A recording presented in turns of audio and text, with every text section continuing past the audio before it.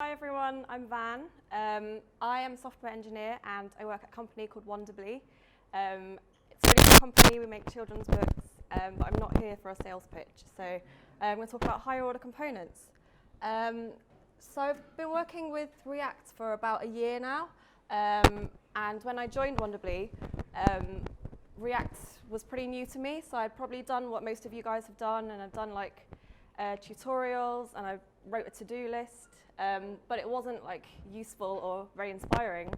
And then I joined the company, and they showed me code like this, and I was like, what's going on here? So the only familiar part really was this like button and some prop types. And then I saw this stuff like enhanced bear, which confused the hell out of me. I was like, why do bears need to be enhanced? This is very strange. Then one of my colleagues kind of sat me down and explained it and walked through it. So that's why I'm here today, because I wanted to kind of share my knowledge. So in order to look at higher order components, we need to kind of go over some basic terminology for functional programming. So functional programming is the process of building software by composing pure functions. So a pure function is something like this. This is a really simple one. It adds two numbers together. Any number that you pass into it, you'll always get the expected result. There's nothing that can change. It's really easy to test because you just get the two numbers. It doesn't rely on anything outside of the function, and this is great. This is an example of an impure function. So you've got x, where I've introduced shared state. So someone could come along and change the value of x, and then if someone else tried to use the bad sum function, they wouldn't really understand what's going to come out of it.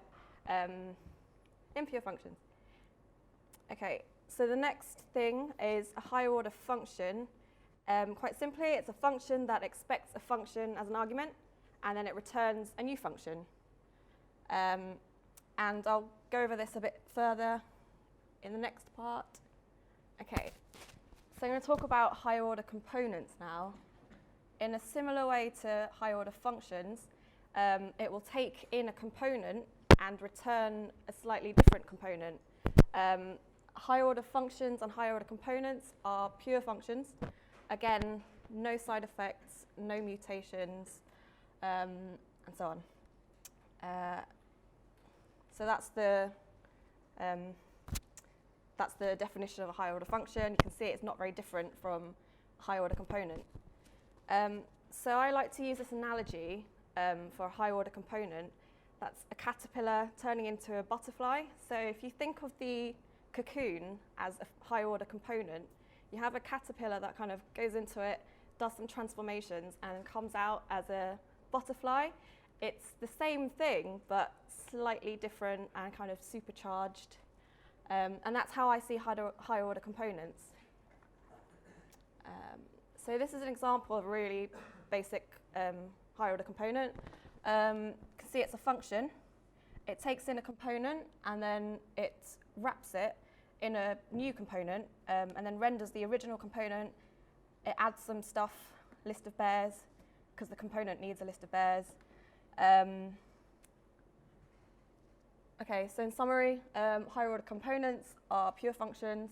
It means you can clean up a component and take out all the handlers, any lifecycle methods and stuff, separate them out so that you have a pure presentational component. It's a lot easier to read. And then if you have a bunch of higher order components, you can reuse them and wrap multiple components with them elsewhere in your code. So we're going to take a step back into functional programming just to cover one last thing, function composition. And it's the act of putting two functions together to form a third function, where the output of one function is the input of another. The more I look at this sentence, the more confusing it gets. So hopefully this will clear it up a little bit. So I've got two basic functions, one that triples a number, another function that will round that up to the nearest whole digit. And then the third function is like a mishmash of the two together, and that's composition. It's just multiple functions chained together.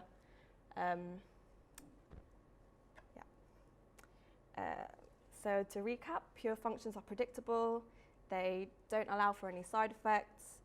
They don't mutate any data elsewhere. There's no shared state. A higher order function is a pure function that returns another function. A higher order component is a type of higher order function that returns a component instead of a function. And composition is the act of merging them all together. Okay, so we use a library at Wonderbly called Recompose, which makes chaining up of higher order components really nice. This is an example of not using Recompose. So you can see it's a bit confusing. There's loads of like nested function calls, and if you're going to wrap more higher order components on it, it's just going to look horrible and messy. So this is what Recompose does. So you've got a compose function, and now you can list all your higher order components in order. It makes sense. It's readable. Someone else can jump in on the project and know what's going to go on. So then we go back to the original code where I was really confused, and now we can break it down. So you've got your connect, which is your Redux store if you use it. With tracking is our own higher order component. With handlers is part of Recompose that adds in a bunch of functions, and then map translations is our own. So now we can see what each of the things is doing. And you wrap it around the original function, and then that's that.